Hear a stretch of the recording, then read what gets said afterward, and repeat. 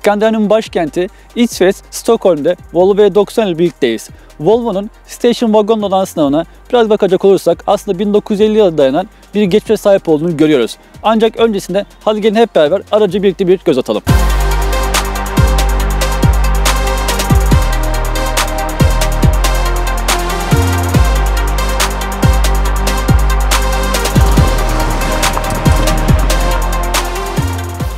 Volvo'nun Station Wagon olan sınavına geçmişinde biraz göz atacak olursak aslında 1950 yıllara dayanan bir geçmişe sahip olduğunu görüyoruz. Öyle ki 1950 yılların başında bu Station Wagon araçların tek aranan bir özellik vardı. O da ne kadar yolcu alabildi ve ne kadar bagaj hacmi olabildiği alakalıydı.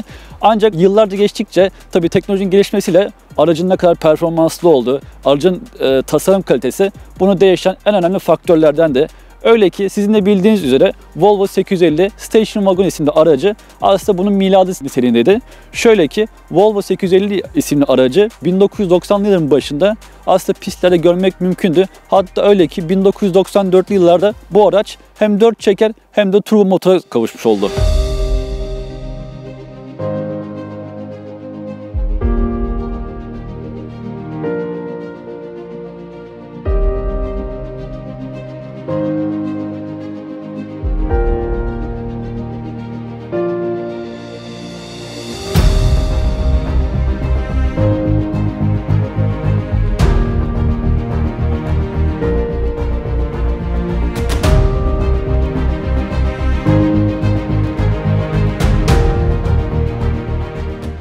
Arkamdaki Volvo V90'ı anlatmadan önce size ufak bir soru sormak istiyorum. Sizce neden Volvo V90, S40, S60 gibi isimleri kullanıyor? Neden 3 haneli? Aslında Volvo ilk başlarda bu aritmatiği kullanmaya başlayacağı zaman iki haneli kullanmak istemiş. Yani S4, S6, V4, V6 gibi düşünebilirsiniz. Ancak Volvo S40 ismi kullanılacağı zaman S4 olarak kullanılmak istenmişti. S4, Audi'nin S4 aracıyla çakıştığı için bu kafalarda soru işaret yaratacağı düşüncesiyle o S40 oldu. V40 ise aslında araç F4 olarak geçecekti. Ancak Ferrari'nin F40 isimli aracına gönderme yapacağı düşünmesin diye bu aracı V40 olarak güncelledi. Oradaki F4 F harfi flexibility anlamına gelmekte. Ancak V40'a araç döndüğü zaman V oradaki versatile yani çok yönlülük anlamına gelmekte. O yüzden o gün itibariyle aslında 3 haliyle görmek mümkün. V40, V60, XC90'lar bir yere koyacak olursak S60, S40, C30 dikkat edeceksiniz sadece 3 harfli olarak görüyorsunuz aracı.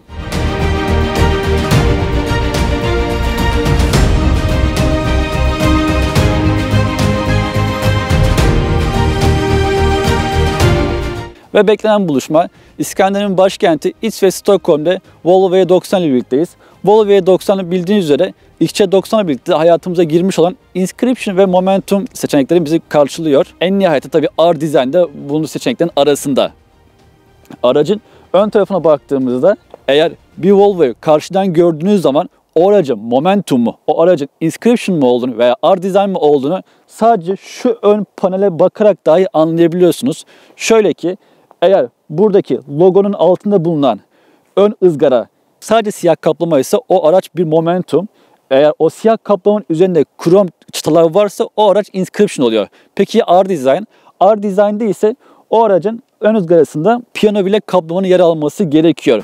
Ancak gizli bir donanım paketi var ki o da kinetik paketi. Kinetik paketi detaylandırmayacağım çünkü o aracı yollarda görmeyeceğimiz gibi bir şey. Momentum'dan tek farklı olarak Momentum'un aynısı tor far olmayan versiyonu. Peki sadece bu ön ızgara mı aracın donanım paketini belirliyor? Elbette hayır. Siz bir Inscription paket seçtiğiniz zaman buradaki krom detaylardan başka burada da görmüş olduğunuz krom detaylar R-Design'de ise burada daha sportif bir ön tampon bizi karşılıyor.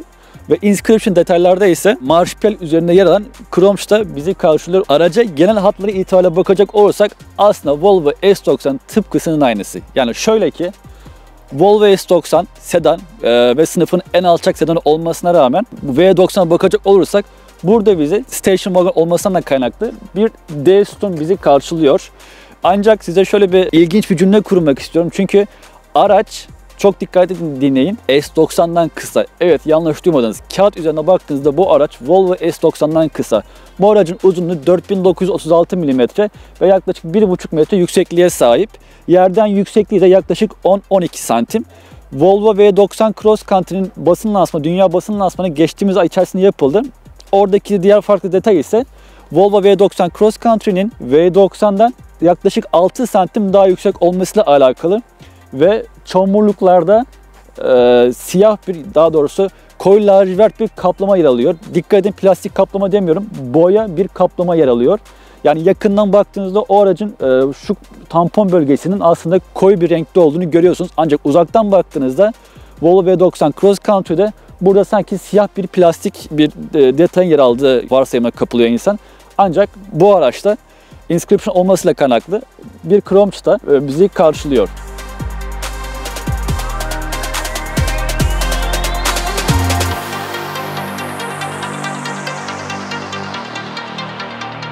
Volvo V90'ın arkasına bakacak olursak aslında bu araç hakkında konuşulacak en çok şey aracın arkasında olduğunu görüyorsunuz.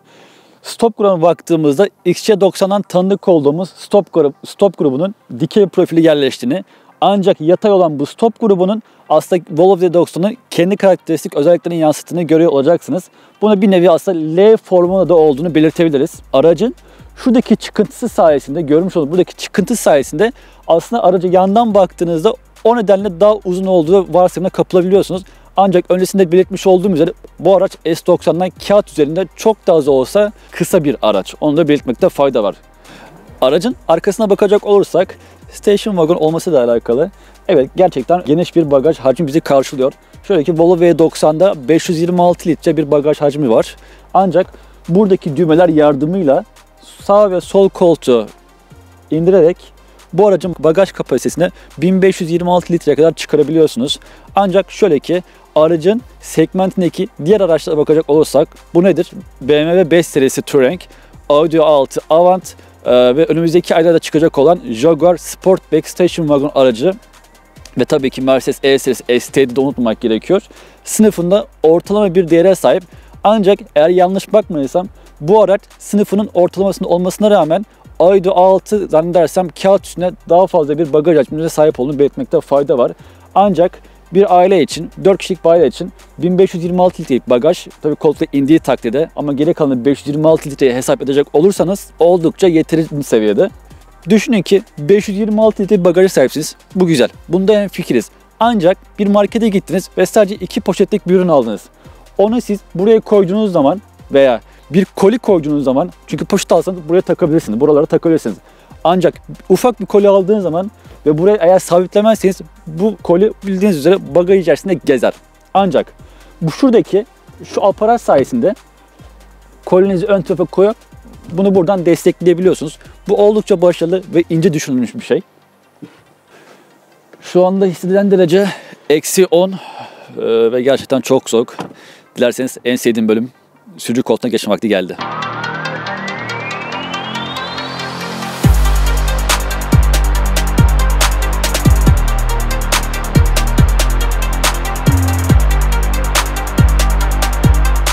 Volvo V90 içerisindeyiz. Ancak arzudan olursa hemen ekranın sağ üst köşesindeki butona tıklayarak Trabzon'da gerçekleştirmiş olduğumuz Volvo S90 videosunu seyredebilirler. Volvo V90'ın içerisine kısaca göz atacak olursak, aynı Volvo S90'daki gibi burada yaylı bir saklama alanı, hemen uzunca bir saklama alanı yer almakta. Nitekim burada yer alan kolçağın içerisinde ise 2 adet USB, bir AUX ve CD çalar burada yer almaktadır. Volvo V90'ın arkadaki yaşam alanına bakacak olursak gerek diz mesafesi gerekse baş mesafesi konusunda oldukça başarılı. Teknoloji anlamda da kolçak altında yer alan 240 wattlık soket girişi ve dokunmatik klima kontrolü oldukça şık ve başarılı duruyor. Direksiyon üzerindeki kumandalar sayesinde adaptif cruise control, şerit takip sistemi ve araç takip sistemi başta olmak üzere hız limitini de buradan uyarlayabiliyorsunuz. Dilerseniz hemen sağ tarafta yer alan buradaki tuşa basarak Play Music, Searching music and radio. Music search. What would you like to listen to? FM radyo tuşa basarak araca sesli olarak komut verebiliyorsunuz. Ancak elbette tabii ki Türkçe hariç hemen hemen bütün diller var. Kullanmış olduğum bu test aracı D5 kodlu 235 beygir 480 Nm tork güç üreten bir motora sahip ve 0-100 hızlanması 7.2 saniye civarında. Ancak yakıt tüketimine bakacak olursak her ne kadar kağıt üstünde 5.2, 5.6 litre gibi gözükse de benim elde ettiğim değerler klima nedeniyle ve dur kalk nedeniyle yaklaşık 7.5 litre civarında. Peki bu aracın donanım paketlerine bakacak olursak kullanmış olduğum bu araç Inscription Active Plus 2 paketine sahip. Bu ne demek oluyor? Araç içerisinde Bowers & Wilkins sistemi var ve süspansiyonlar havalı süspansiyon. Bunu Türkiye'de almak için yaklaşık 35-40 bin lira civarında bir para ödemeniz gerekiyor. Ancak şöyle bir durum var ki bu aracın başlangıç fiyatı İsveç'te yaklaşık Türk parasıyla 130 bin TL'den başlıyor. Bu fiyat Türkiye'ye geldiği zaman ne yazık ki vergi sebeplerinden dolayı ve ÖTV'den dolayı yaklaşık 250-300 bin, en az 300 bin bandında olacağını inanıyorum. Böyle bir aracı kullanıp da sürüş dinamiklerinden bahsetmemek olmaz. Aracın 235 beygir olması, 4 çeker olması ve 480 Nm tork güç üretiyor olması nedeniyle her ne kadar station wagon olsa da aracın uzun olması acaba virajlarda nasıl olduğu konusunda hep beni düşündürmüştü. Ancak aracın yere yakın olması ve başarılı süspansiyon sistemi sayesinde viraja hangi hızla giriyorsanız aslında o hızla çıkıyorsunuz. Aracı kullandığım süre boyunca 110 km üzerine çıkmazsam da herhangi bir rüzgar ve trim sesiyle karşılaşmadım. Ancak elbette bu zamanla yaşanabilecek bir olay. Yine de belirtmekte fayda var. D5 kodlu motorun içine biraz bakacak olursak aynı Volvo S90'da olduğu gibi Power Pulse sistemine sahip. Bu sayede Volvo turbo gecikmeyi önlemeyi amaçlıyor ve gerçekten sıfır yüzlemesi yaparken dahi bunu hissediyorsunuz ve araç 480 Nm tork güce çok rahat ve hızlı bir şekilde ulaşıyor. Şöyle size gösterecek olursam.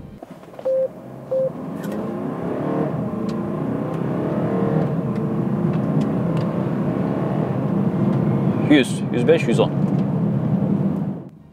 Diğer belirtmek istediğim bir konu ise siz aracınızı park ettiğinizde ve araçtan ayrıldığınız zaman uzaklaştığınızda araç size Google Map üzerinden bir bildirim gönderiyor.